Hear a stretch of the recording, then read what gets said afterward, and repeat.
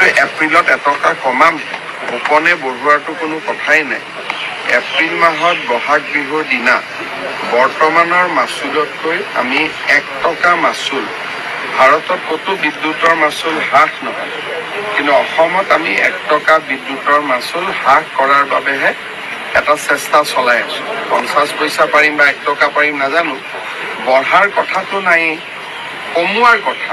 নিউজটো হ'ব লাগিছিল যে গোপনে বিদ্যুতৰ মাচুল কমোৱাৰ ব্যৱস্থা চলি আছে। নিউজটো উল্টা হৈ গ'ল যে গোপনে বঢ়োৱাৰ প্ৰচেষ্টা চলি আছে। উপনিৰ্বাচন আহি আছে, কেনেদৰে সাজু হৈছে?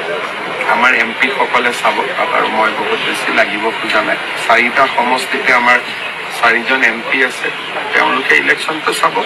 চামুগুৰিটো পাবও পাৰোঁ, নাপাবও পাৰোঁ, গতিকে সেইটোক লৈ আমি ইমান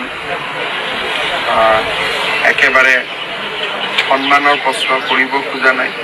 বাকী 4টাত আমাৰ 4জন MP আছে, তেওঁলোকে নিজৰ নিজৰ প্ৰাৰ্থীক জিকাব, কাৰণ তেওঁলোকে তাত MLA আছিল। গুৱাহাটীৰ কৃত্ৰিম বানপানীক লৈ সামাজিক মাধ্যমে এই সমস্যাটো সমাধান কৰিব নোৱাৰে। ই বহুত ডাঙৰ সমস্যা। গুৱাহাটী ফুটহিল, মেঘালয় আৰু পাহাৰবিলাকে ইয়াক আগুৰি আছে। যদি ভীষণ বৰষুণ দিয়ে, পাহাৰৰ পৰা পানী নামি আহিব, আৰু সেই পানীটো নিষ্কাশনৰ কাৰণে গুৱাহাটীত নলা নৰ্দমা নাই। সাধাৰণ বৰষুণৰ পানীটো উলিয়াব পৰা যায়।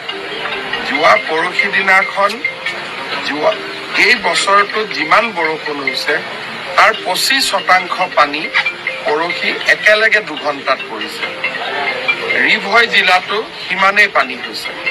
মেঘালয়ৰ পৰা পানীটো নামি আহিছে। USTM ইউনিভাৰ্চিটিয়ে নতুনকৈ মেডিকেল কলেজ কৰিব চেষ্টা চলাই। তেওঁলোকে মেঘালয় পাহাৰ বহুত কাটিছে, গতিকে পানীয়ে এটা বাধাহীনভাৱে ফ্ল' পাইছে, আৰু সেই পানীটো হোল্ড কৰাৰ গুৱাহাটীত ক্ষমতা নাই। কাৰণ গুৱাহাটীত বিল্ডিং, ঘৰ যিমান হৈ গৈছে। এতিয়াতো কাৰো বিল্ডিং ভাঙি আমি ড্ৰেইন বনাব নোৱাৰো। গতিকে ই এটা সমস্যা। যেতিয়ালৈকে কিবা বৈজ্ঞানিক সমাধান নোলায়, মানুহক গালি গালাজ কৰি ইয়াৰ সমাধান নোলাব।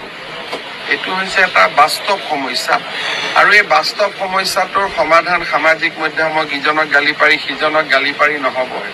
বৰঞ্চ যিকেইজনে কাম কৰি আছে, কালি 2 ঘণ্টা 3 ঘণ্টাত পানী ওলাই গৈছে, সেই কাম কৰা মানুহখিনিক প্ৰেৰণা দিলেহে তেওঁলোকে আৰু ভৱিষ্যতে কিবা এটা নতুন চিন্তা কৰিব।